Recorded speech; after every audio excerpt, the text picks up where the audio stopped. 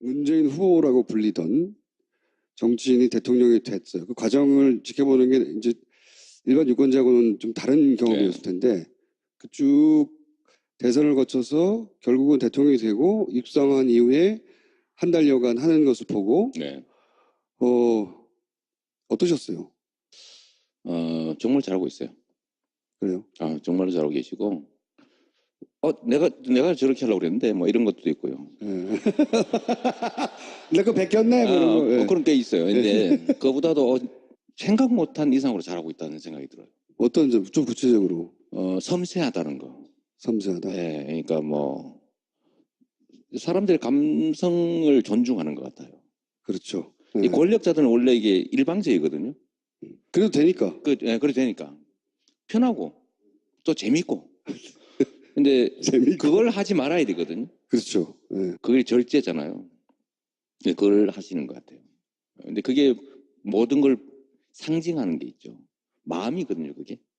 원래 작은 데서 진심이 드러나잖아요. 큰 일은 누구나 하거든요. 작은 거, 배려. 그다음에 이 섬세함, 그런 측면에서는 정말 대단한 분이라는 생각이 들죠.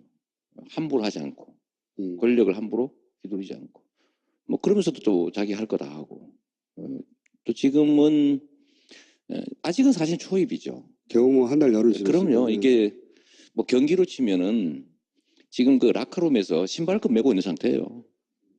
그러면서 뭐 이런저런 작전 얘기하고 하는 정도라서 막상 이제 경기가 시작되면 이제 기득권하고 부딪히잖아요. 그렇겠죠. 벌써부터 이미 지금 벌써 야당이랑 주전인데 특히 경제적 문제, 노동 문제나 아니면 뭐 재벌 개혁, 그다음에 남북 문제, 뭐 이런 것들이 이제 내기대 실제로 부딪히기 시작하면 그때는 정말 어려울 텐데 잘 헤쳐나갈 것 같아요. 잘 헤쳐나갈 것 같고, 그래서 저도 사실은 뭐 이 문재인 정부가 성공해야 저도 살아남으니까. 그리고 그게 제가 수없이 말씀드렸지만 제가 어떤 자리를 차지하기 위해서가 아니라 세상을 바꾸기 위해서 그 권한이 필요했다고 얘기했는데, 그러면 사실 내가 아니라 누가 하든 무슨 상관이 있습니까? 잘하기만 하면 되는 거지. 근데 왜 출마하셨어요? 내가 더 잘할 줄 알았지. 근데 제가 예전에 그 문재인 대통령 처음 2011년인가 그때 이제 대선 후보로 처음 나왔을 때 그때 제가 이제 새누리당 출입하고 있었는데 그때 새누리당 의원들이 그러니까 문재인 의원 그때 당시 의원은 아니었죠. 이제 문재인이라는 한 사람에 대해서 평가를 굉장히 좋게 했어요. 그런 감성적인 부분, 사람이 너무 좋고 차기 대통령감으로서 너무 좋은데 그런 부분 때문에 아마 대통령이 안 될 것이다. 정치인이 되려면 훨씬 더 좀 세야 되는데 그렇지. 그게 안 될 것이다라고 얘기를 했는데 결국 됐고 결과적으로 이제 대통령이 된 다음에 그런 모습들이 오히려 장점으로 작용하는 거 아닌가 약간 그런 생각이 듭니다. 그리고 예를 들면 뭐 인사에서도 뭐 조국 교수, 또 장하성 교수, 이런 분들 되게 강골이잖아요. 뭐 그런 인선들도 아주 잘하는 것 같고, 정말로 사람을 쓸 때 자기 가까운 사람 눈물 흘리면서라도 좀 빼고 당평 인사하려고 노력하고 그거 쉽지 않거든요. 문재인 정부도 어느 시점에 위기가 올 것이고 또는 뭐 정에 부딪히기도 하고 혹은 긴가민가한 선택들도 하지 않을 수 없을 텐데 그럴 때 이제 두 가지 길이 있어요 보통. 그걸 바라보는 당내에서 적당히 비판하면서 내가 더 낫다 라고 자기가 튀어나올 타이밍을 찾을 수도 있고 매 맞을 때 같이 맞는 경우가 있어요. 시장님은 어느 쪽을 선택하실 생각이십니까? 근데 그건 나한테 물을 게 아니고 예를 들면 박근혜가 이상한 짓을 하고 그러면 그건 때려야죠. 그렇죠. 근데 선의를 가지고 그야말로 최선의 노력을 다하는데 장애가 발생하는 그런 상황이라면 그 부족함을 채워서 같이 뚫고 나가야죠. 너 왜 그렇게 못했어? 왜 그렇게 부족해? 이렇게 하면 안 되는 거죠.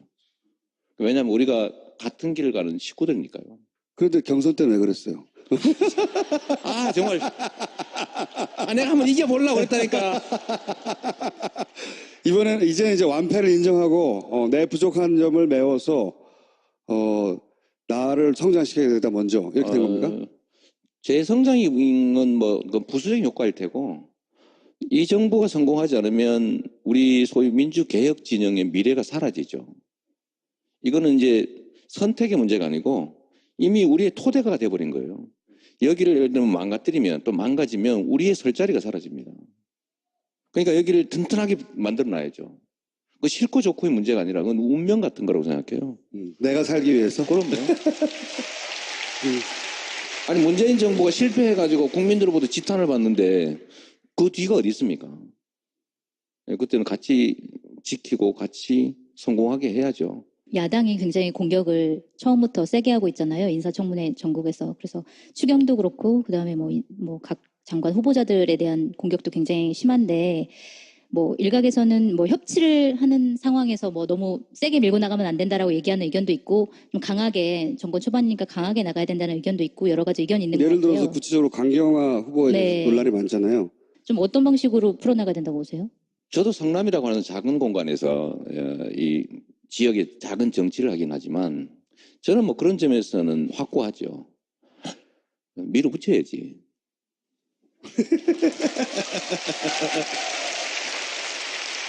근데 예를 들면 부정부패 사범에 전에 왜 무슨 환경부 장관 하던 저 박근혜가 지명했던 이상한 사람이 있었잖아요. 이름은 기억이 안 나지만. 네. 그런 거 밀어붙이면 안 되는 거죠. 네. 그런데 지금은 충분히 밀어붙일 만한 인물들이 태도, 있다. 네. 그러니까 예를 들면 기본적으로 좋은 의지를 가지고 있는 거고 능력이나 객관적인 평가에서 결코 부족함이 없고, 근데 이런저런 뭐 과거에 뭐 흠들이 있다고는 하지만 도덕적으로 완벽하게 흠결 없는 종교 지도자를 뽑는 게 아니거든요. 일할 사람을 뽑는 거죠. 물론 뭐 아주 정말로 심각한 문제가 있다면 그거야 해야 되겠죠. 제가 보기엔 지금 상태는 큰 문제가 없어 보이고요.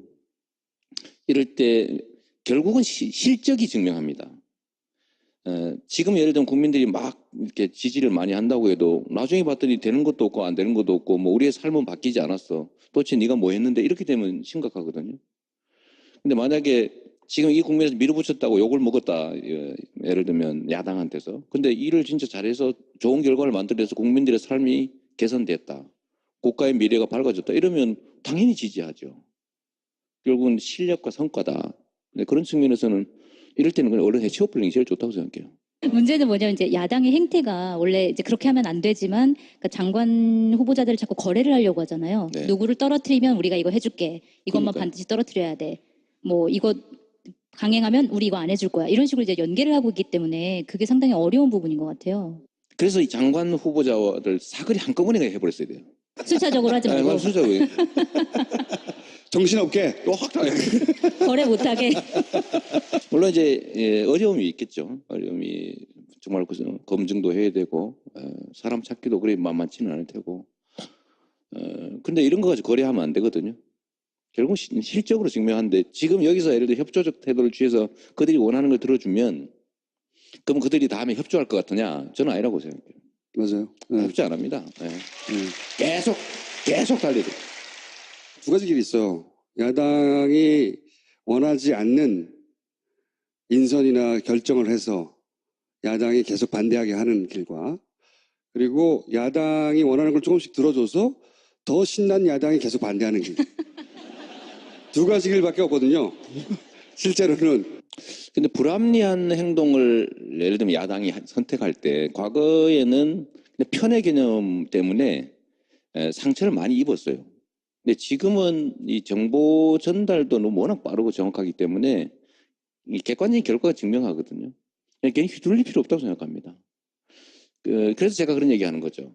제대로 된 합리적인 보수라면 불합리한 행동을 하지 않을 거잖아요. 근데 불합리한 행동을 하는 그다음에 뭐 국가나 국민을 생각해보는 자기들의 집단 이익을 먼저 생각하는 그런 세력들을 우리가 보통 수구 뭐 이렇게 부르지 않습니까? 쓰고 꼴통이요. 꼴통이라.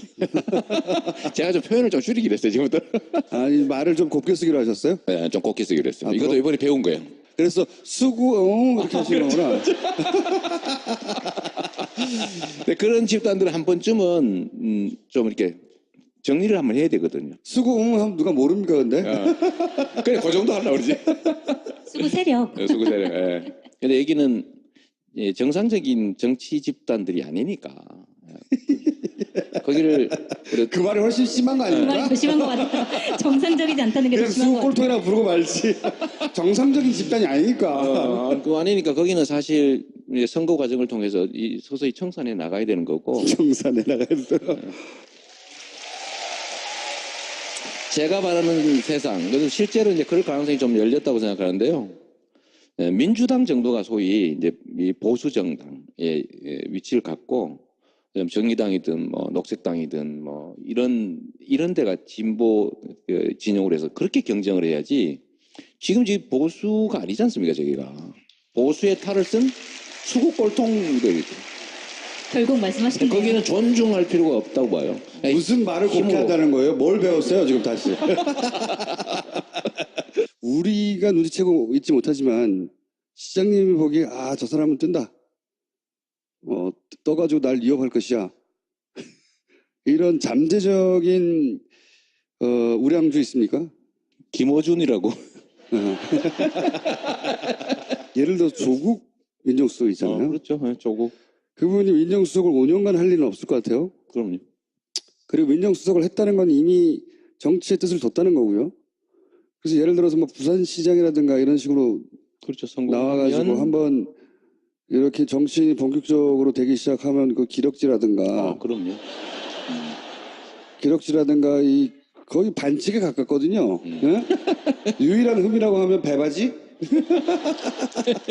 그것도 심지어는 요즘 물어보면 여성들이 다리가 길어서 그런 거라고 배바지가 아니라 굉장히 참혹한 현상인데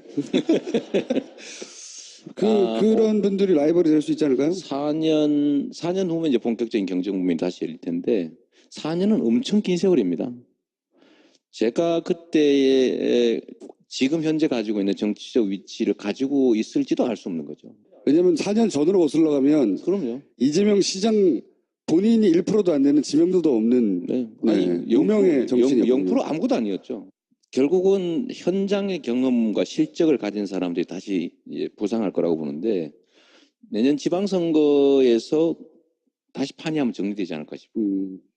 예를 들면 아까 말씀하신 것처럼 저는 김영춘 의원이라든지 우리 김부겸 의원님도 실적을 좀 현장 실적을 만들어내고 하면 급격하게 또 성장할 수 있다고 보죠. 자, 어쨌든 그런 인물로 대변되는 많은 주자들이 등장할 수도 있다. 그럼요. 저는 저는 사실 쑥스러울 정도인데 지금 이번 경선 과정에서 나왔던 사람들 중심으로 차기 얘기를 하는 것은 저는 매우 현실적이지 않다고 생각하죠. 그러면 앞으로 4년 동안 치열하게 다시 이제 거의 바닥에서 다시 시작한다고 봐요. 다시 쌓아서. 왜냐하면 박근혜 시대에 요구되는 자질과 그렇습니다. 문재인을 한번 겪고 나서 이제 뭐가 정상인지 다 알거든. 그럼요. 이제는 그때 요구되는 자질은 또 다를 거거든요. 맞습니다. 이제 진정한 프로의 세계가 열릴 수도 있어요. 웬만큼에서 눈에 띄지 않거든요. 이제 안 띄어요. 차이도 거의 느낄 수 없는 그런 미세한 경쟁이 벌어질 텐데 진짜 프로 세계가 열리는 거죠. 선수들이 많이 등장할 것이고 네. 무서운 경쟁이 될 것이다. 그렇습니다. 그 밑바탕을 또 문재인 정부가 깔아줄 테니까. 저 같은 경우가 사실 적폐청산이나 이런 것들 때문에 이제 선호된 측면이 있는데 그게 어느 정도 정리되면 그 욕구가 바뀌거든요. 그렇죠. 이재명 필요 없어 이제. 그래 될 가능성이 있죠. 말을 너무 세게 해. 내 개인 그러니까 제가 개인적으로는 아쉬울 수도 있지만 세상이 그렇게 바뀌어서 저 같은 사람 필요 없어지면 진짜 좋은 거죠. 좋은 건 아닌데. 그래서 제가 이제 용도를 제가 바꿔야 돼요. 그렇죠. 바로 변신하는 거죠 그때는. 왜냐면 불필요한 일을 계속 내가 추구할 수는 없으니까. 그렇게 되길 진짜 바라죠. 그 민주당 내 말고 바깥에서 예를 들어서 안철수 후보는 그때까지 살아남아 있을까요? 저한테 그런 거 묻지 마세요. 어떻게 될 거라고 보세요, 중수님은? 지금같이 대선 직후에 보인 행보 굉장히 조급한 거였거든요. 조급하고 이해가는 측면도 있긴 한데 조급함을 참지 못한 거거든요. 그게 누구나 조급해요. 원래 대선 그 큰 싸움에서 지고 나면 아쉽기도 하고 잊혀질까 봐 두렵기도 하고. 그 흥분 상태가 계속 유지됩니다. 그렇죠. 상당 기간을. 그럴 때 탁 끌어버려야 되거든요. 그리고 이제 혼자만의 시간을 가지거나 복귀해야 되는데 그 연장선상에서 계속 한 달여 가까이 원튼 원치 않았던 여러 노출이 있었잖아요. 그 정도의 매니지먼트로는 다음도 어렵지 않을까. 두 번째, 그러니까 본인에게 노사모가 없어서 이기지 못했다고 하는 어떤 개인 분석, 그게 유일한 분석은 아닐지라도, 유일한 요인은 아닐지라도 자기한테 없었던 것을 찾았겠죠. 근데 문재인에게는 열성적인 문재인 팬클럽이 있었다라고 착각하는 거거든요. 문재인 팬클럽은 대선 기간 동안 가입자가 늘지 않았어요. 아, 그런가요? 그럼요. 문재인 팬클럽에 사람들이 모인 게 아니고요. 엄청나게 많은 일반인들이 문바가 되어 간 거예요, 그냥. 노사모만 하더라도 노사모는 구심점 역할을 실제로 했고 사람들이 하나의 팬클럽처럼 뭉쳐서 움직였고 그것이 이제 파급력을 가진 거라면 문재인이 대통령이 되어가는 과정 혹은 된 이후에 문재인 지지자들은 구심점이 없어요. 실제로는 시대 정신하고 맞은 것이고 그 유권자들이 문재인과 함께 성장해 간 거거든요. 이 현상을 이해하지 못하는 거예요. 노사모가 필요하다고 생각하는 거는. 하여튼 그런 분석으로는 어렵다. 뭐 경험이기도 한데, 그러니까 예를 들면 작은 이제 내과, 그러니까 시골의 이게 개천에서는 막 노를 지으면 자기 원하는 대로 갈 수가 있어요. 근데 이게 강으로 나가면 노를 지어도 안 되거든요. 근데 강에 나가서 노 젓는 사람들이 있어요. 근데 그 흐름을 역행하고 나면 배가 뒤집어지죠. 3위? 그 3위. 그래서 아니, 이거 노지를 하지 말자. 노지를 하지 말자. 네. 빨리 자기 스스로를 바꾸고 인정하고 하는 걸 힘든 자질입니다. 그거를 이재명 시장님 지금 하고 계신 건가요? 아니, 노력하고 있죠, 조금씩. 네. 홍준표 후보는 살아남아서 다시 한번 상대가 될까요? 다시 나올 생각이 있는 것 같던데. 안 되겠지요. 안 되겠죠. 당대표부터 당대표, 되는 게. 당권 좀 가지고 권한 행사하다가 사라지겠죠. 뭐 저는 그 양반이 그냥 나오기를 바라죠. 아, 그래요? 네. 그래야 우리가 쉽게 이길 거 아닙니까? 근데 뭐 지금 자유한국당이나 바른정당이나 어쨌든 보수 쪽에서 좀 눈여겨보는 정치인이 좀 있으세요? 이 사람은 좀 그러니까. 그런 사람들이 성장하겠죠. 그쪽에도 성장할 테고 저는 성장 안 했으면 좋겠는데 저는 정말 그쪽 진영들은 한번 좀 정리를 했으면 좋겠어요. 정리를 한번 하고 아니 그래야 우리가 좀 미래로 갈 수 있다니까요. 만약에 총선까지 우리가 이길 수 있을 정도로 그때까지 잘 해나가기만 하면 한쪽이 축이 무너지는 거죠. 그러면 다시 그 토대 위에서 제대로 된 소위 진보 진영들이 갖춰서 우리나라 정치 한 축을 맡게 되지 않겠습니까? 그러면 진짜 나라가 발전하는 거죠. 그래서 문재인 정부는 반드시 성공해야 돼요.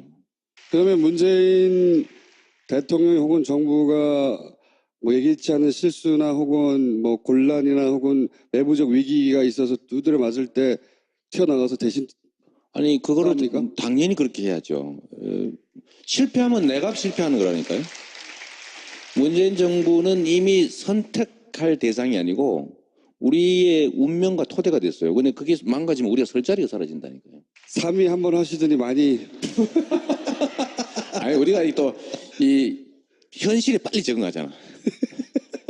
납작. 납작은 아니고 왜냐하면 제가 하고 싶었던 일이니까요. 제가 하고 싶었던 일을 누군가가 잘하고 있으면 좋은 거지 뭐 그걸. 아니죠. 보통 그럴 땐 질투나죠. 뭐 전혀 없진 않아. 근데 경선에서 네. 정책 같은 거 많이 내놓으셨을 때 좋은 정책이라고 평가받은 것들이 굉장히 많았잖아요. 네.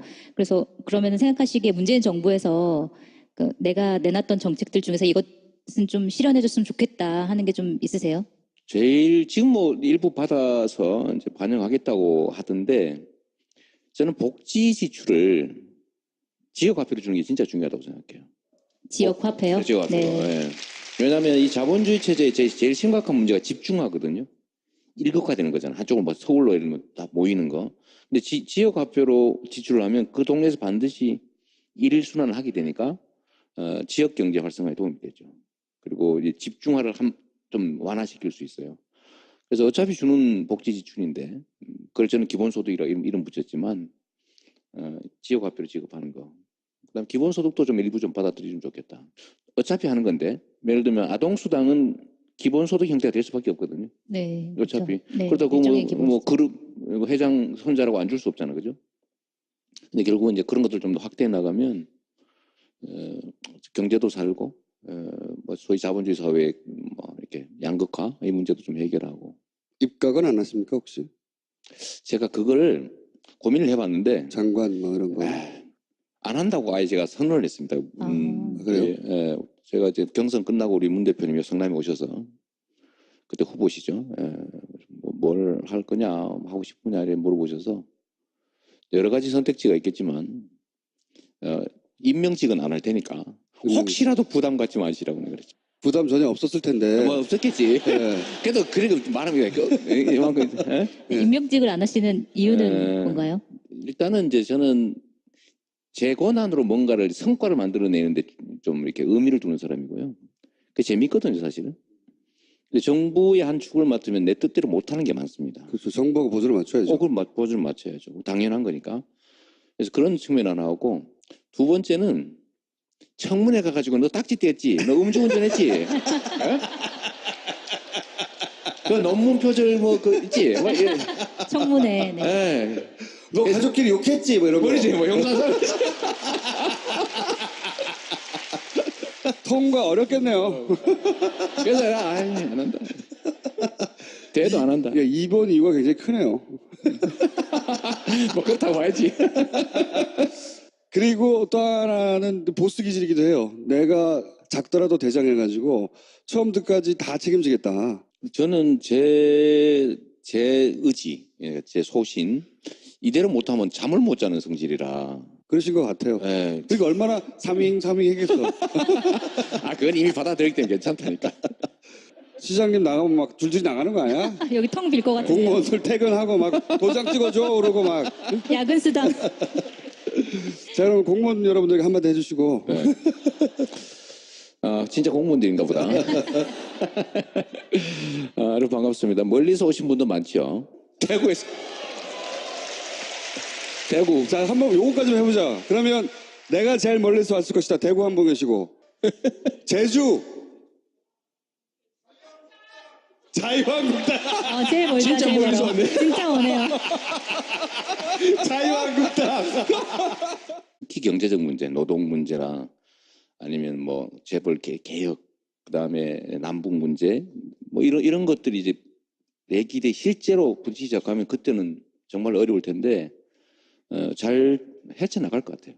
잘 헤쳐나갈 것 같고, 그래서 저도 사실은 뭐 이 문재인 정부가 성공해야 저도 살아남으니까. 그리고 그게 제가 수없이 말씀드렸지만 제가 어떤 자리를 차지하기 위해서가 아니라 세상을 바꾸기 위해서 그 권한이 필요했다고 얘기했는데, 그러면 사실 내가 아니라 누가 하든 무슨 상관이 있습니까? 잘하기만 하면 되는 거지. 근데 왜 출마하셨어요? 내가 더 잘할 줄 알았지. 근데 제가 예전에 그 문재인 대통령 처음 2011년인가 그때 이제 대선 후보로 처음 나왔을 때 그때 제가 이제 새누리당 출입하고 있었는데 그때 새누리당 의원들이 그러니까 문재인 의원 그때 당시 의원은 아니었죠. 이제 문재인이라는 한 사람에 대해서 문재인 후보라고 불리던 정치인이 대통령이 됐어요. 그 과정을 지켜보는 게 이제 일반 유권자하고는 좀 다른 경험이었을 텐데 그 쭉 대선을 거쳐서 결국은 대통령이 되고 입성한 이후에 한 달여간 하는 것을 보고 네. 어떠셨어요? 정말 잘하고 있어요. 그래요? 정말로 잘하고 계시고, 내가 저렇게 하려고 그랬는데, 뭐 이런 것도 있고요. 예. 내 거 베꼈네. 뭐 이런 거. 예. 그런 게 있어요. 근데 그보다도 생각 못한 이상으로 잘하고 있다는 생각이 들어요. 어떤 점 좀 구체적으로 섬세하다는 거. 섬세하다. 예, 그러니까 뭐 사람들의 감성을 존중하는 것 같아요. 그렇죠. 이 예. 권력자들은 원래 이게 일방적이거든요. 그래도 되니까. 그래 되니까 편하고 또 재밌고. 근데 평가를 굉장히 좋게 했어요. 그런 감성적인 부분, 사람이 너무 좋고 차기 대통령감으로서 너무 좋은데 그런 부분 때문에 아마 대통령이 안 될 것이다. 정치인이 되려면 훨씬 더 좀 세야 되는데 그렇지. 그게 안 될 것이다라고 얘기를 했는데 결국 됐고 결과적으로 이제 대통령이 된 다음에 그런 모습들이 오히려 장점으로 작용하는 거 아닌가 약간 그런 생각이 듭니다. 그리고 예를 들면 뭐 인사에서도 뭐 조국 교수, 또 장하성 교수, 이런 분들 되게 강골이잖아요. 예. 뭐 그런 인선들도 아주 잘하는 것 같고, 정말로 사람을 쓸 때 자기 가까운 사람 눈물 흘리면서라도 좀 빼고 당평 인사하려고 노력하고 그 쉽지 않거든요.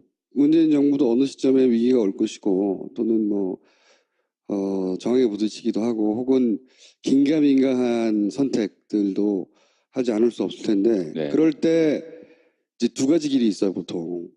그걸 바라보는 당내에서 적절히 적당히 비판하면서 내가 더 낫다라고 자기가 튀어나올 타이밍을 찾을 수도 있고 네. 매 맞을 때 같이 맞는 경우가 있어요. 시장님은 어느 쪽을 선택하실 생각이십니까? 근데 그건 나한테 물을 게 아니고 예. 예를 들면 박근혜가 이상한 짓을 하고 그러면 그건 네. 때려야죠. 그렇죠. 근데 선의를 가지고 그야말로 최선의 노력을 다하는데 장애가 발생하는 그런 상황이라면 그 부족함을 채워서 같이 뚫고 나가야죠. 너 왜 그렇게 못했어? 왜 그리 부족해? 이렇게 하면 안 되는 거죠. 왜냐하면 우리가 같은 길을 가는 식구들이니까요. 그런데 경선 때는 왜 그랬어요? 아 정말 내가 한번 이겨보려고 그랬다니까. 이번에는 이제 완패를 인정하고 내 부족한 점을 매우 재미있게 그걸 하지 말아야 되거든요. 그렇죠. 예. 그게 절제잖아요. 네, 그걸 하시는 것 같아요. 근데 그게 모든 걸 상징하는 게 있죠. 마음이거든요, 그게. 원래 작은 데서 진심이 드러나잖아요. 큰 일은 맞습니다. 누구나 하거든요. 작은 거, 배려. 그다음에 이 섬세함 그런 측면에서는 정말 대단한 분이라 생각이 들죠. 함부로 하지 않고 권력을 함부로 휘두르지 않고 뭐 그러면서도 또 자기 할 거 다 하고 또 지금은 아직은 사실 초입이죠. 겨우 뭐 한 달 열흘 지났어요. 그럼요. 이게 뭐 경기로 치면은 지금 그 라카룸에서 신발끈 메고 있는 상태예요. 예? 그러면서 뭐 이런저런 작전 얘기하고 하는 정도라서 막상 이제 경기가 시작되면 이제 기득권하고 부딪히잖아요. 그렇겠죠. 예. 벌써부터 뭐 벌써부터 네, 이미 지금 벌써 야당이랑 전인데 네.